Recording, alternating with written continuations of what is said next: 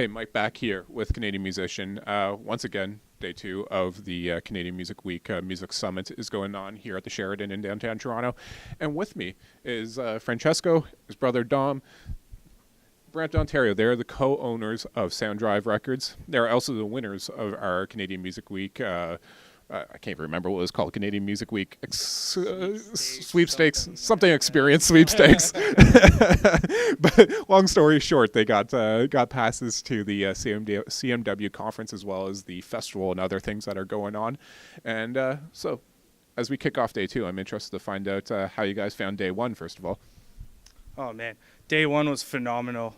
We've been to Canadian Music Week a lot, mostly going to the shows, things like that, but to come in the actual summits, meet all these people, even a few people that we've actually met before, seeing them again, bringing up connections again, it's been a phenomenal experience through and through, really.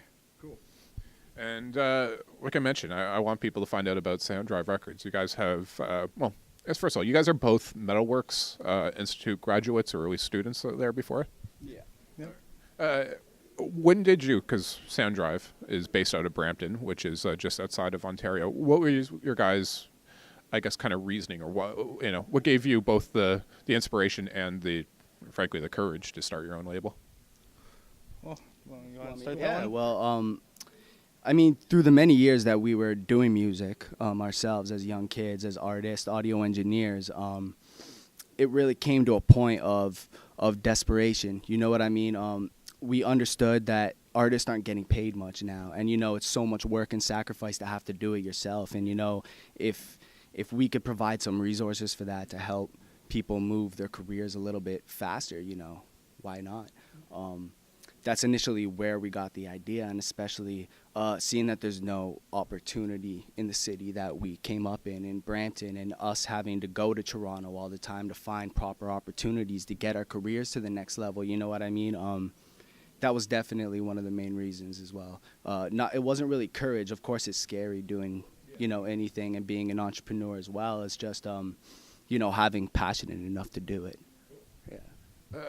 What is that scene like in Brampton? Like, I know when we were talking before, you were saying, well, I guess I'll ask, has there been a lot of interest in Brampton? Because I would guess that there's a great benefit to artists in Brampton to have something local rather than having to go into the Toronto market and kind of swim amongst the sharks there. But yeah, what's the interest been like in your hometown amongst artists and industry? When it comes to artists, there's so much talent, it is ridiculous.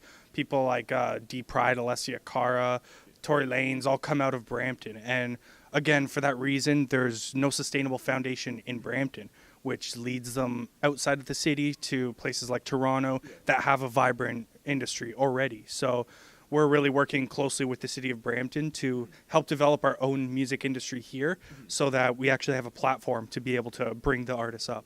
And the interest has been absolutely phenomenal. I mean, the feedback that we've received has been great from artists looking for opportunities in the city as well. Especially us partnering with the Rose Theatre in Brampton now. It's going to bring more opportunity to the city, bring the smaller artists into a main stage platform, and bring them on the real stage. That's cool. What's the nature of that theater partnership? Yeah, Greg Petty of the Brampton Economic Development Center, shout out to you, Greg, actually introduced us to Danny Harvey of the Rose Theatre to bring more of a opportunity, like we were talking about, to the city of Brampton. And the way they see the Rose Theatre right now is kind of like a museum where everybody goes to see more of a theater. They'll see more of acts and acting and stuff more than actual hardcore rock shows. You know what I mean? So people are really excited to bring that into the city, and the nature of it really is we're booking shows, we're booking artists for them, and they're providing the platform for us. Everybody in Brampton knows the Rose Theatre, and nobody knows it in this kind of aspect. So bringing the independent scene together, and with the Rose Theatre, it's up for one massive source about to come. You mentioned hardcore rock shows. Is SounDrive kind of genre specific, or are you guys kind of looking at a broader, I guess, range of artists? Essentially, what's your focus as far as a label, music-wise or genre-wise? We have focus mainly in the rock and hip hop realms, especially me being a musician growing up mainly in the rock scene. My brother being a hip hop artist growing up and as an audio engineer doing more of the hip hop genre. We have a very wide spectrum when it comes to experience in rock and hip hop. So we're really focusing on that. But that's not to say we would say no to other different types of genres, because I mean, at the end of the day, good music is good music, and we can get behind it either way. Right on. And I guess what's been as far as starting? Well, first of all, I think you guys mentioned you guys, or at least I don't know if you mentioned it on camera, but I know you guys have mentioned you got some support from the city of Brampton. I know kind of reaching that governmental support, association support is something that a lot of young, both artists and entrepreneurs are wondering how they do. What was that process within Brampton, at least? How did you guys manage to finalize that support? Yeah, I mean, initially they saw our passion, and what they told us is that we were the only music entities that they even invested in, not even because of our background. And I mean, that was obviously a part of it, but it was initially the passion and the relationships that we were able to build through the city and through that process. We went through Metalworks, as we said before. We learned a lot of the industry there, and it left a void of the business. So upon starting this label, we knew that we would have to get the business together, and upon our research, we came across the Brampton Entrepreneur Center, where they have taught us so much. And I mean, we must have attended a year worth of seminars before we even tried to go to the grant. From there, we were able to build a bunch of relationships, and they saw that we were real.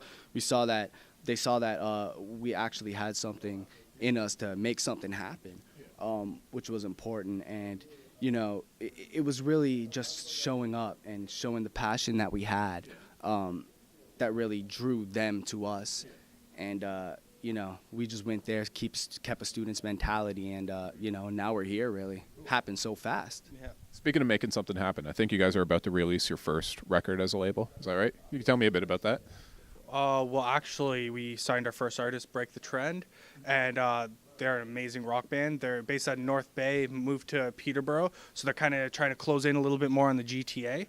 And us being from Brampton, we have a lot of contacts from around the GTA, so made it a nice working relationship to have a really good band with really good music and be able to shop it to like different people that we know and that are higher up in the industry, because you can't really go with some, part of my language, half-ass product. And so it needs to be a certain level, and they were able to pull that off. We had them in the studio for, they were there 7 days straight, 24 hours, and basically lived there to just bang out all the tracks for the album instead of going back. And because you kind of lose a little bit of momentum when it comes to, we'll go do this weekend, come back, do the next weekend. It gets a little choppy sometimes. So throwing it all together in one big span of time really helped just get the sound together and keep a consistency between all of the songs. And I guess before we wrap up here, still 2 more days of the conference and that kind of stuff going. What are you guys looking forward to? What are you hoping to get out of it? I'm looking forward today to see Scott Borchetta of Big Machine. You know, he's following us on Twitter, so I'd like to shout out Scott. But yeah, like, I mean, again, students' mentality, right? We're here to meet some more people, of course, and really learn as much as we can. That's initially why we're here, and of course, see some awesome shows. The Canadian Music Week listing is awesome this year, and you know, if you aren't coming out to shows, you're missing out. Especially when I saw Hobson was on the list, I lost my mind. I've never seen Hobson, so I'm looking forward to that. We just saw Chetto as well. So yeah, man, I'm really looking forward to networking, talking to people, and listening to some good music, man. Sweet, man. Well, I know we're super glad that the prize went to people that can, you know, make use of it and appreciate it, and certainly use it in their careers. So guys, good luck with the rest of CMW. We'll be, you know, keeping in touch and keeping an eye on SounDrive for sure. Cheers, man. Thank you.